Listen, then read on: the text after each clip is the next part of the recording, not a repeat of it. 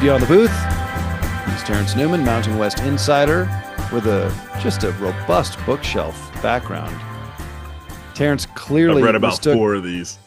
You clearly mistook this hit for the PBS NewsHour or an interview with Christiane Amanpour, but you're very intellectual. And had to flex the mental muscle. It's good. It's good. Well, this is we aim to teach, reach and teach here on Beyond the Booth. We're going to talk. We're going to talk about Nevada's conference opener coming up Saturday night at Fresno State. Terrence will be joining us from the sidelines in the Central Valley. Of course, the Hall of Famer Mike Edwards and me will be on the call starting at 6:30 Pacific, kickoff 7:30 Pacific. You can listen live on 105.7 FM in Northern Nevada or on the Varsity Network app. We will also have the behind the booth or behind the mic booth cam going on the Nevada Facebook page, Nevada Athletics Facebook page. All right, that's a long preamble. Terrence, Nevada had the weekend off, the final weekend in September, but the Mountain West generally did not. So Mountain West Insider, you have 4 downs good and 4 downs bad in the Mountain West. So let's do a little trip around the that. conference. Fill folks in on what's been going on the last week. Got it. I have to admit, I did not watch much or follow much Mountain West this past weekend. Good. You needed to take a week for yourself. It's a long season, dude. Can't burn you out yet. Can't burn you out before Halloween. Helen and I were at a wedding in Bend, Oregon, which is lovely. And I watched Nice. I watched the fourth quarter of Ohio State at Washington, and that was all the college football I consumed. Good. Nice. All right, sorry. 4 downs good. You missed a pretty good weekend of some Mountain West action. Let's start off 4 downs good. Maddox Madsen, Boise State quarterback. Boise State finally, I guess you'd call it like their get right game. They had a 47-14 over App State. Yeah, it was been a slow season for them. They started off with the loss to USF. Maddox Madsen has not looked good so far this year, or not up to what people were expecting. But the running game has started to round into shape for Boise State. And this week, Maddox Madsen had his get right game. Last week, he was 25-37, 321 yards, 4 TDs, and most importantly, 0 interceptions. That is a get right game. If Maddox Madsen can continue to play like that, Boise State might get back to where a lot of people thought there would be when the season started. Okay, second down good. Second down good. New Mexico. The New Mexico train just keeps on rolling. Now, beat New Mexico State, yes, 38-20. And you know what? It's a rivalry. It's always a heated matchup. And coming off of the win at UCLA, this could have very easily been a letdown game for them. Great point. And it wasn't. They came out ready to play. I really like this team. I think they're going to be really competitive in conference play and shock some folks.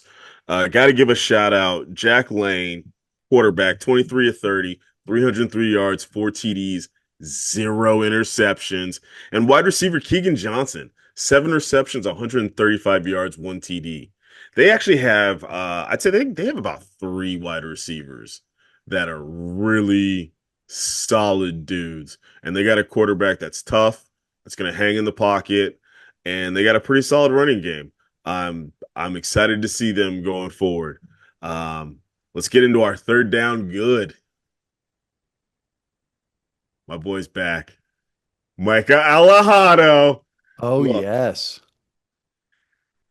He fell off the train. He was hurt earlier this year. He got hurt. Yes. And then they sat him out. They brought him back against Fresno State 2 weeks ago. They ended up losing that game. Close game. It was a close game, though. But you could tell Micah is still working his way back in it. He just wasn't quite at 100% that game. But this week, he was back. He was the guy I was telling you about when the season started. 35 of 47, 457 yards, 3 TDs, 0 interceptions. Hawaii beat Air Force 44-35 at the Academy. Yeah. So the Micah Alejado for Mountain West Offensive Player of the Year. I'm back on that bandwagon. Okay. 457 yards passing at the Passing. Academy. Yeah. And now I have not reviewed that game. That's got to be one of the all-time passing performances there. I'm not sure where that ranks all time, but Yeah. yeah, it's got to Again, be up there. I'm talking off the cuff here.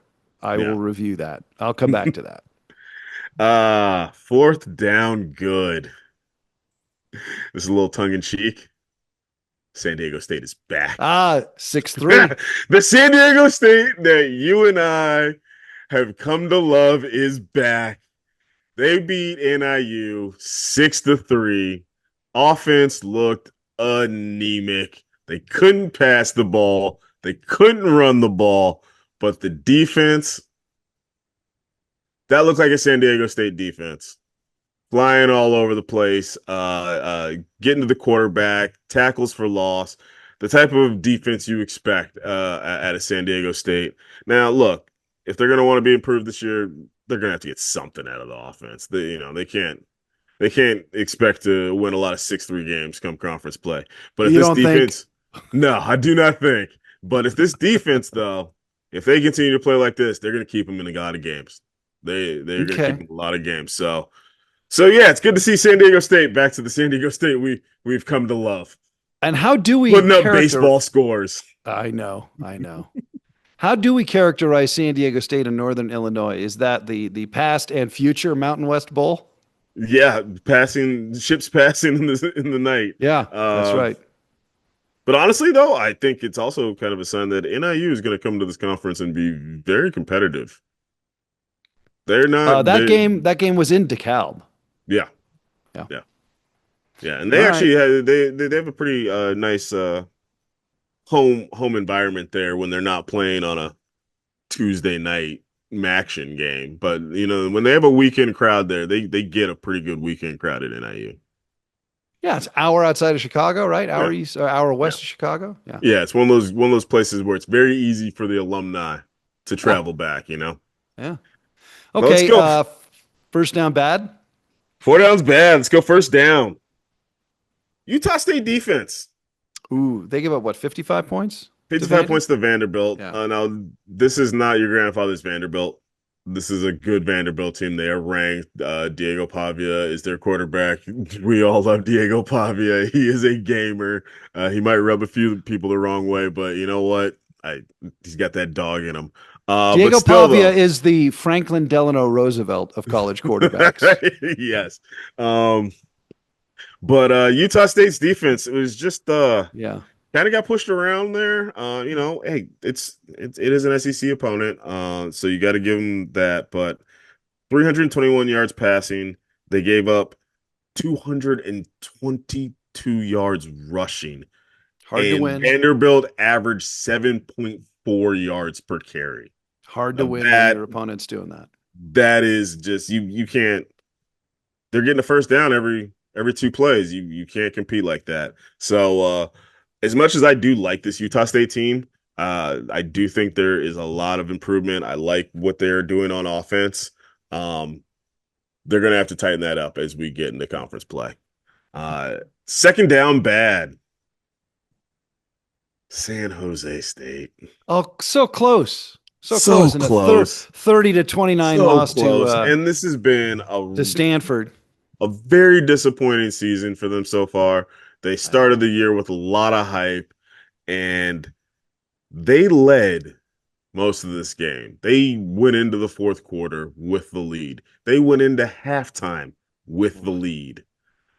They honestly, it's a 60-minute game, and for 55 minutes, they were the better team, and they just could not hold on at the end.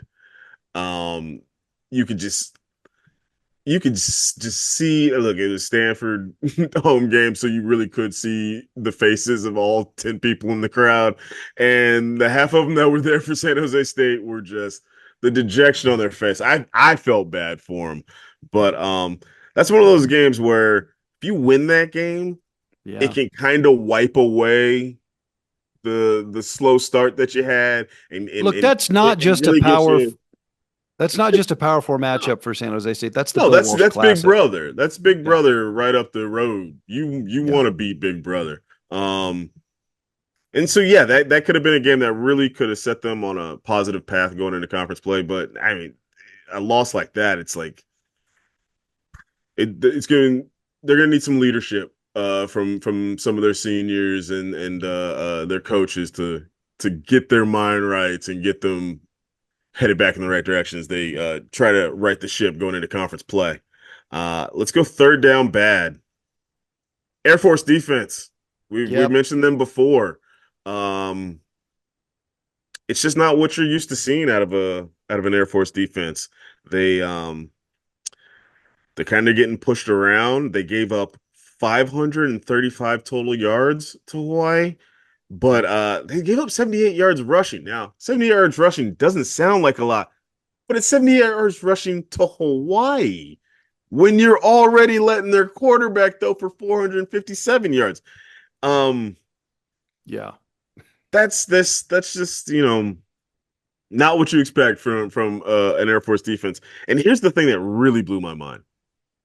Air Force versus Hawaii. Yeah. Hawaii won time of possession. Now that's astounding.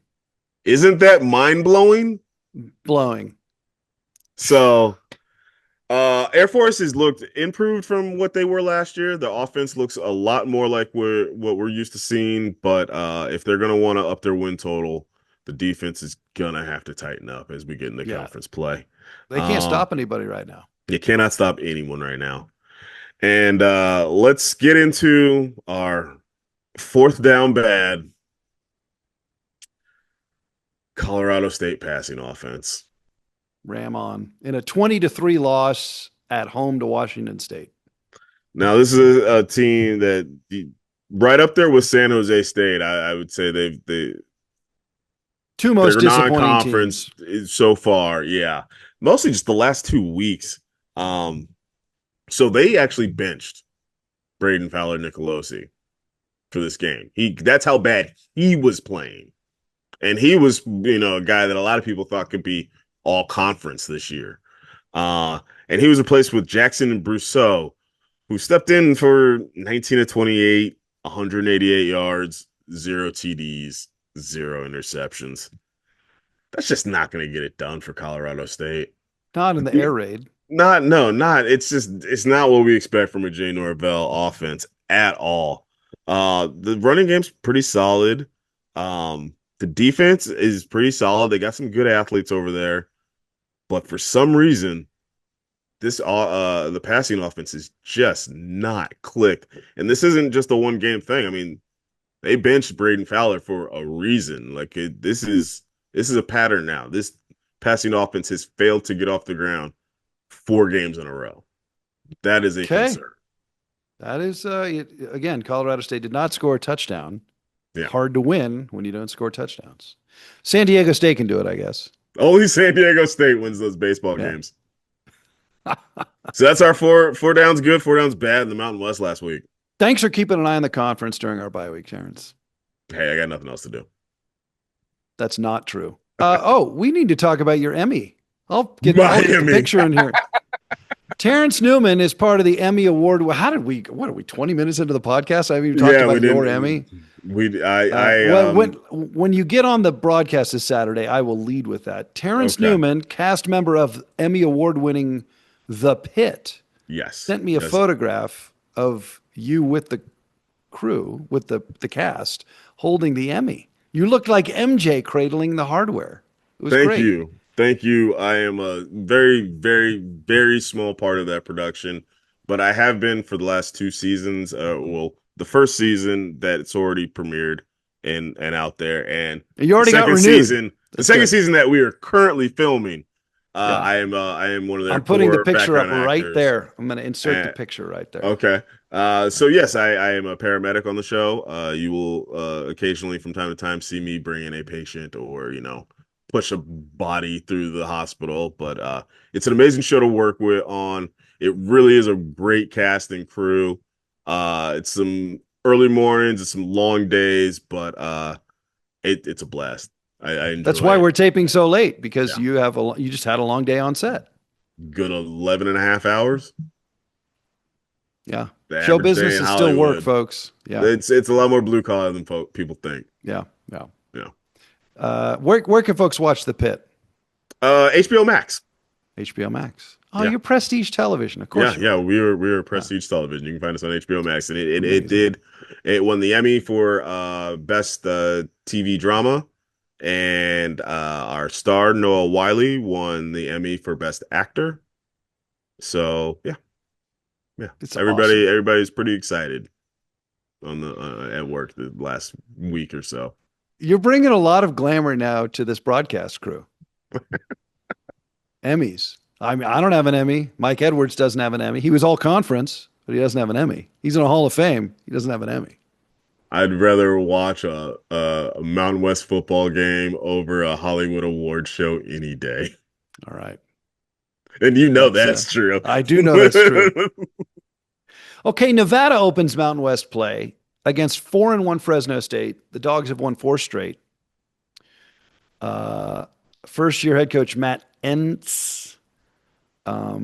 First coach since Darrell Rogers in 1966. Ramey family friend Darrell Rogers started 4-1 with the Bulldogs back in the 60s. Not my friend, was my dad worked with him.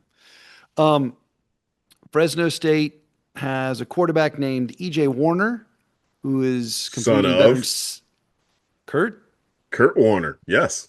completing better than 73% of his passes, best completion percentage in the Mountain West, top 10 in the nation. So they're efficient through the air. They only give up like 106 yards rushing. They're stout defensively. I Very feel good like this. defensively. I would say they are as far as offense goes, they are very consistent. They're probably a middle of the pack, middle of the conference offense, but defensively is really their calling card. They are a top half of the conference defense for sure. So we're going to have 2 pretty competent defenses, Yes. and I feel like this game is just going to be, to use an archaic phrase, kind of smash mouth football. Kind of line them up, try to push them out Very of the way. smash mouth. Now, Coach John Entz, Madden. John Madden would like this game. yeah, John Madden would love this game. Now, Coach Entz, for those that aren't familiar, he spent the last season as an assistant at USC, but before that, he was the head coach at North Dakota State. Won a couple of FCS national championships there. Now, if you're familiar with North Dakota State, they like to run the ball. They are old school, tight end, fullback, smash mouth, Push the run the other team ball, out of the push way. the other team out of the way, and that is definitely the type of culture and style of play he's trying to bring to Fresno State. But he does have a very competent quarterback in EJ Warner who can sling it, who is not afraid to sit in the pocket and take a hit. I wouldn't say he's the most talented quarterback per se, like just a natural athleticism and ability, but he is very poised. He's got a lot of experience. He's got a lot of experience, and he makes good decisions with the ball. He makes the right decisions with the ball. That might come from the tutelage of having a dad that was a Hall of Fame quarterback, you know. So some of that might get passed on. I'm sure they talk a lot. But yeah, their defense though is really active. They've got some linebackers that are really good. Parsons has been one of my favorite defensive players to watch in the conference so far. Yeah, Jaden Pearson, Pierce, yeah, 42. Yeah, leads the team with 42 tackles. yeah, he Um, flies all over the place. They really have a strong linebacker core. It's not even just him, and really good DBs. So yeah, we're looking at a pretty stout defensive matchup between both these teams. so yeah, is this game going to last fewer than 3 hours? Is it just going to be 2 teams smashing the ball into the line of scrimmage on the I ground? I mean, mean, look, you we got got two Warner. teams that are going to want to run the ball. Yeah, We got two defenses that are going to be pretty stout. is it a race So to it might be 20? kind of yeah, it will. It might be. The game against Hawaii was 2023. It's probably going to be somewhere in that. It's yeah. I'll Yeah, tell you, the first team first to 24 is definitely winning this game. yes. Yeah. Yeah, I would agree with that. I would definitely agree with that. Because Uh, go ahead. are we ready to talk Yeah. about the pack? Yeah. I mean, what's your diagnosis? The offense has scored one touchdown a game for 4 games. That's just not winnable football or winning football. And Terrence, when you pair, I just had the coaches show with Coach Joe tonight. I mean, they have leveled up the defense. They have leveled up the special teams. I mean, they are playing winning football in many regards, but they're even rushing for 200 yards a We game, 3 straight we're, games. The passing offense has been inconsistent and the timing of it has been devastating. I mean, you hate to like pick on certain groups and single them out, but so far we have been a top half of the conference defense. So far, we have been a top half of the conference running offense. Actually, fourth in the conference with 189.3 yards per game rushing. We are 12th out of 12 teams in passing yards per game. So we're so bad in passing that despite being fourth in rushing, they're 11th in overall team offense at 339 yards per game. They're 12th in points per game. That differential between the passing yards and the offensive yards, I mean, that's service academy. Like Right. when you have that many more rushing yards than Right. passing yards, I mean, put it this way, John. The Nevada Wolfpack right now, their passing yards per game is 65 yards behind Air Forces. That's troubling. That is troubling. That's troubling. But Terrence, does this also not mean, and I don't mean to be like, we have to be credible with our audience, and Wolfpack fans are, we're not here to lie to anybody or be propagandists. But I mean, they're kind of one fix or at least one improvement to just like replacement level passing game away from being a really competitive team. And Yes. there's the whole conference season ahead of them. I'm not saying this is I mean, going to happen. if we just get that 150 yards, it doesn't even have to. They don't have to turn into Dan Marino. But if we can get that to just like closer to Yeah. 200, Yeah. If you just get consistent, competent passing, I yeah, think this team is going to good, flirt with bowl eligibility. yeah, yeah. Like Even if we now, can, even after a 1-3 start. yes, if they can, like I said, if they can get the passing game a little more consistent, uh, uh, here's the thing. We don't need a whole lot of passing touchdowns, but we can't have more interceptions than touchdowns. Yeah. We can't give away points. And by that, I mean, even when we're in the red zone, if we don't get the touchdown, that's fine. That's fine the way our defense plays. But we can't turn over the ball. Right. We got to at least kick the field goal, you know? We Terrence, can't, here's your stat. Here's your stat. Do you know what Nevada is averaging per red zone trip? ooh, This is from no. Chris Murray pointing this out. Fewer than 3 points per trip. They're at like That is insane. 2.54. Yeah. That So is again, insane. we understand touchdown conversion rate in the red zone that can come and go, but Yeah. you cannot average fewer points than a made field You goal got to come per away with trip. something. Yeah. Yeah. You And can't come away with nothing as many times as they have in the red zone. now, but So again, Terrence, the good news is if they nudge that up to 4, these they're are yeah, I was about probably to say if winning we some games. they're winning if they nudge. Yeah, let's be honest. We take away uh, uh, bad interception in the end zone, and this team is probably 2-2 right Yeah. now. Yeah. And and it's not even so much the guy's fault. Like the guys are playing hard. Don't get me wrong. I think Chuba is actually doing a lot really good stuff offensively. He's the way he runs the ball, the way we talk about him doing maybe too much, but also the way he attracts so much attention Yes. that Yes. it really does open up the He's game for the other clearly running backs. I think it's clearly the best playmaker through He's the 4 games guy. on the offense. Yes. Yeah. Yeah. I think that has been clear. And the offense does run better when he is out there. Um, I think Jeff Carpenter, has really emerged as a bright spot at the tight end. Tight end, yeah.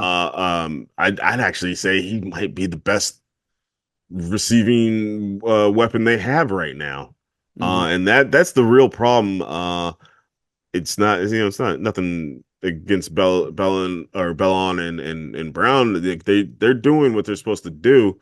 It's just neither one of those guys is a true number one receiver. Neither one of those guys is like that Randy Moss deep threat, just throw it Right. up to him and he can go get it type guy. They're more of that slot Julian Edelman, Yeah. quick slant across the middle type guy.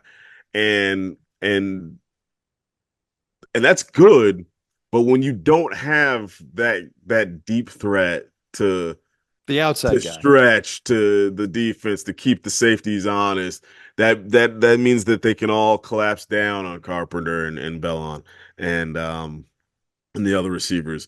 So I I'd like to see some of the other guys on the roster maybe get a little more playing time receiver. I'm not at the practices, so I'm not sure what's going on with that. I'd like to see Burleson get a little more playing time, maybe. See if we can find somebody that can be a little bit more of a deep threat. Because yeah, if we can just bump these yards up to I like know. it doesn't need to They're be 300 yards a close. game, but like if he can just get to about 180 to 200, we can Yeah. just add a few more yards. That means a few more first downs. That means a few more minutes of time of possession, and Because the then team is couple. physical enough and gritty enough to win Yes, ugly. yes.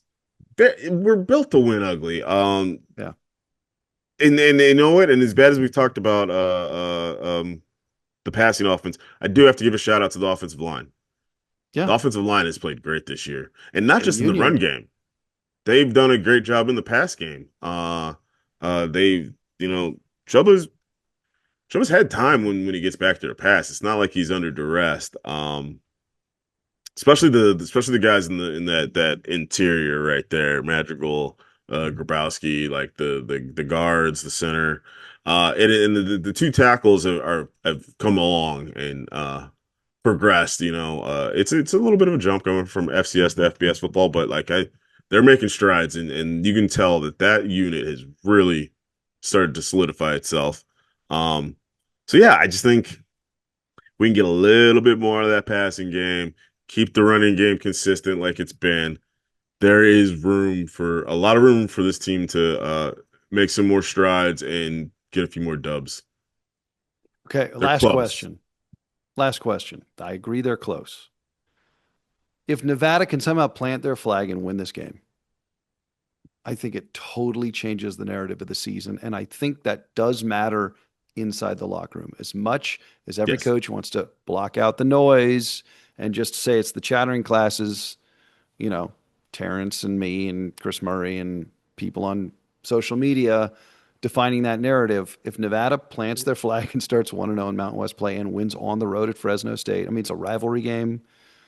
It's the last time they'll meet in the Mountain West as conference Yeah. foes. Yeah. And all of a sudden, oh, we're 1-0 in conference. We've had some close losses. We've got momentum. We're coming home against San Diego State. I think it could be a huge pivot point in the season. Yeah. It'd be a huge confidence booster. And that's what this team needs. This team needs they They need need validation. confidence. They need to be validated by a They win. need they need validation. Like we talked about with the Middle Tennessee State game. They need something for them to so that they can feel like, yeah, in these The close hard work's games, we going got towards something. this. Yeah. And when it's tight, you know what? Don't worry, we'll pull this out. Because they're good enough to get themselves to that situation. They're good enough to get themselves in a close game. They're good enough to keep it tight. It's just Hell, they're good enough to it's have just leads in the for fourth they're quarter. good enough to have leads in the fourth quarter. It's just when they get to the point where they gotta just put their foot on the other team's neck and just give them the knockout punch. That's when they seem a little hesitant, a little unconfident, a little unsure of themselves. And a victory would go a long way towards that, especially in conference. Um, I'm cautiously optimistic. I do just because the styles of play. I think that at the least this is going to be a pretty close, tight matchup. Yeah. And I do believe that if they can just get a few plays in the passing game and the running game stays at where it's at, that yeah, they they can they can they can get this points a game up. They like right now, I think they're at 15 points per game. 15 flat. Yeah, they that needs to be up around 22, 23, 24 if they really want to get to where they want to be at the end of this year, where they're, around hovering around 6 wins. And they can do that. They can do So that. race to 24, Terrence. That's the rest Yeah. of the season for the Silver and Blue. Yeah, because our defense is solid. Our defense is going to keep them in games. Yeah. And we've been pretty stout against the run. Where I've been really impressed is how we've played against the pass and how we've gotten to quarterbacks this year. 10 sacks. Which is something they did not do at all last season. No. And so yeah, I have full faith in our boys on the defensive side that they're going to keep them in games. So if the offense can just get their confidence and catch their stride, yeah, this team should be competitive in every game in conference, especially this year. The Mountain West is it's a lot tighter conference this year. If for folks that have really been watching and paying attention, it's not, last season it really was Boise State, UNLV were up here, and then everybody else was kind of down here, and then Colorado State was like right in the middle. But like this year, it is definitely flattened. There's not a lot of space between first place and last place in this conference. There's not a lot of space between third place and ninth place in this conference. It's going to be one of those type of years where any week, any team could beat any team. All right. That'll do it. It's Beyond All the right. Booth. He's Terrence Newman, Mountain West Insider. Mike Edwards and Terrence and I will join you from Fresno, California. 6:30 start time for the Bud Light Tailgate Show. 7:30 Beautiful kickoff Central Valley. from the Central Valley as Nevada faces Fresno State. And listen to every snap of the action. Terrence will be on the sidelines. History making. First time we've had a road sideline reporter. So in 9 seasons. So this is exciting. Maybe ever. I'm So listen excited. to It's actually a shorter Yeah. trip for me. That's right. Making the commute up from Hollywood. Yeah. All right, so that's on 105.7 FM or on the Varsity Network app or on the official Nevada Athletics Facebook page with the Behind the Mic cam. So until Saturday night, peace.